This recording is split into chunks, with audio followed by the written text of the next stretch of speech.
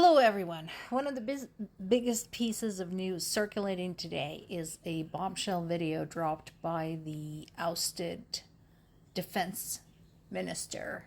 We talked about him, Mikhailo Fedorov, in which he says that we should hold an election in Ukraine, even though it is in the state of war. Why does it have such an impact? Well, because first of all, Ukrainian constitution says that elections cannot be held during the time of war, that elections are canceled.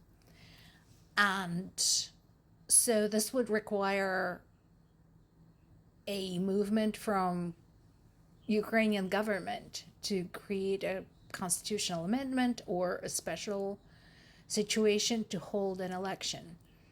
And then there is a lot of skepticism. While people understand where he's coming from, while they understand that we have issues with our government in Ukraine, including the corruption scandals that have been under investigation for a couple of years now.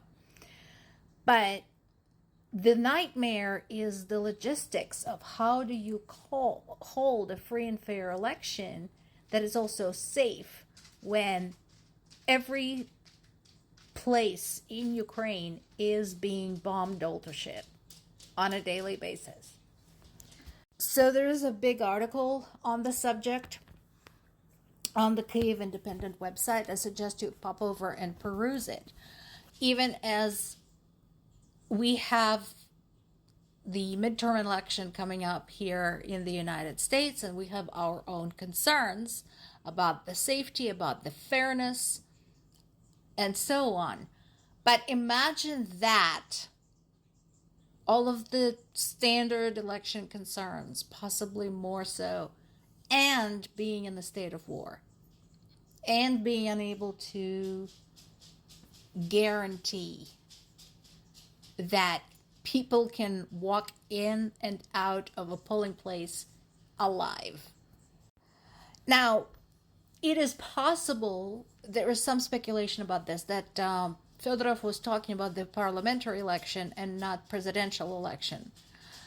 But the problem is still the same. People still need to be able to vote.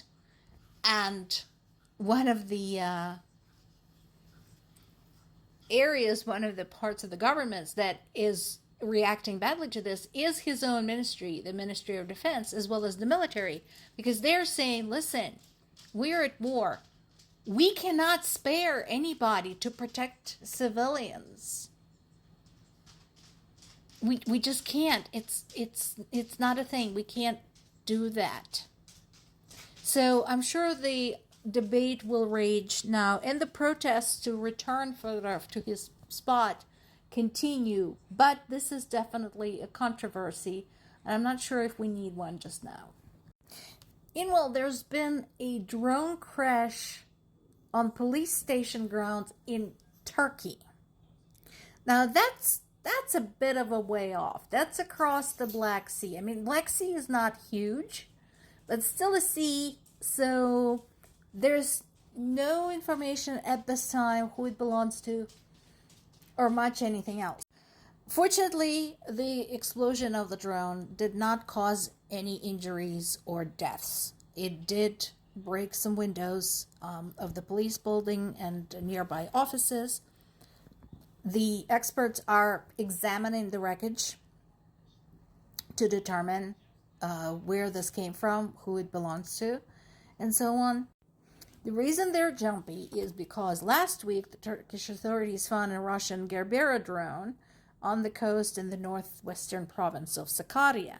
If you look at the map of Turkey and look where northwest of Turkey is at, yes, theoretically a drone from Russia-Ukraine war theater could go astray and veer all the way there across the sea. I mean, it's not impossible, distance-wise. It's not impossible, just improbable. And Turkey is one of the countries that supports a moratorium on attacks on vessels in the Black Sea because, again, They have a border there too. That's their access to Mediterranean too. So this is not making them warm and fuzzy. So we'll see how that works out while their experts examine this drone. There's been another successful prisoner exchange. I haven't heard from my family, so I can only assume that our POW still has not been released. But again, as I said many times before, I would never begrudge anyone the return of their loved one. And in this case, 103 families just got somebody back. The prisoners include a fairly wide range of people, people of various ages that were captured at different points of the war. They're basically anywhere from in their 20s to in their 60s. So again, very happy for those families, and I'm glad that at least that effort continues. There's a prisoner exchange every few months, so at least we have that much. There's been a Russian drone strike on a police quarters in Zhytomyr that killed 2 people and injured at least 20. It could be debated whether or not police quarters constitute a valid military target. I don't think they do. Police is a civilian service, not military. But again, it rarely makes a difference. This was definitely not a military target. A minibus has been struck in Kherson, killing 4 people and injuring 5 others. So that is just another example of Russia's war crimes, atrocities against civilians.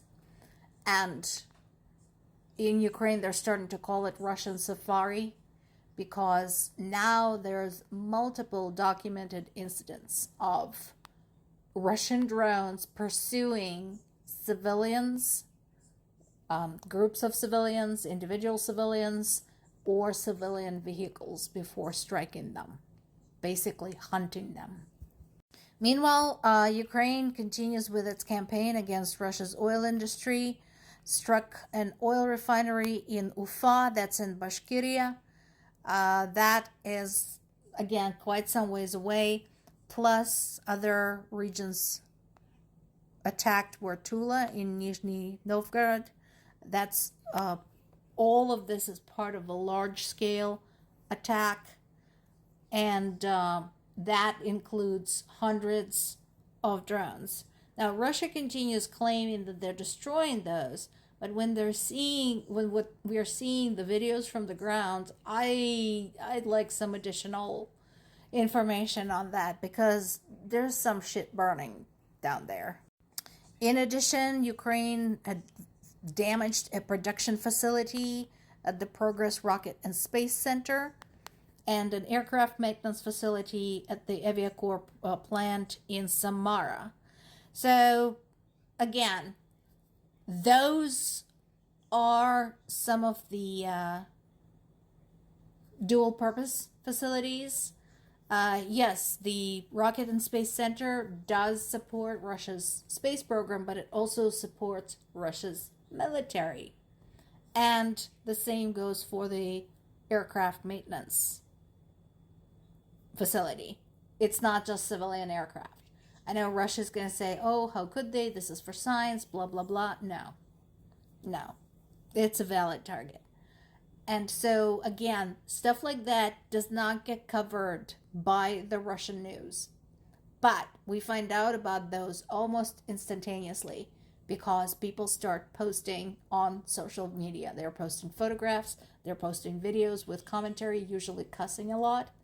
But we know that the drones are reaching their targets.